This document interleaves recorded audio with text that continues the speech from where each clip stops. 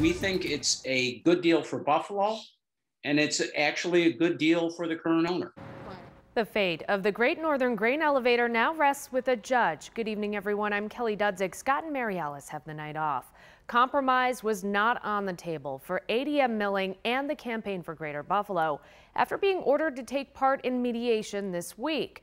The historic building they're fighting over was damaged over 2 weeks ago. But as Channel 2's Rob Hackford explains, the wait will continue. The building's owner, ADM Milling, and the preservation group, the Campaign for Greater Buffalo, remain too far apart. The former wants to tear it down and the latter wants it restored.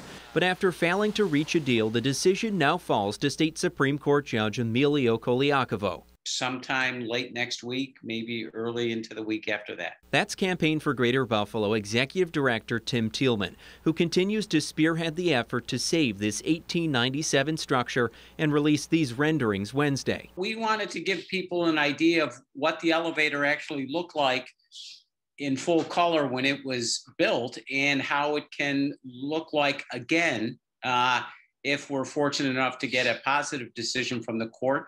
A decision that could go either way. ADM Milling was granted permission for emergency demolition, but Thielman and his team argue this example of Buffalo's industrial heritage should be saved. It's the oldest one we have standing.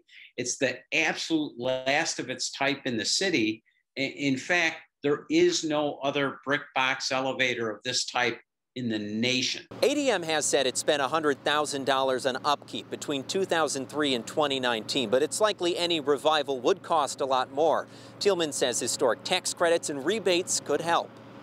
20% credit for from the federal government, 20% from the state, and 24% for brownfield remediation. So you're right now at two-thirds. Two-thirds of the rehab and cleanup costs that Thielman says would be covered, with even more money available down the road.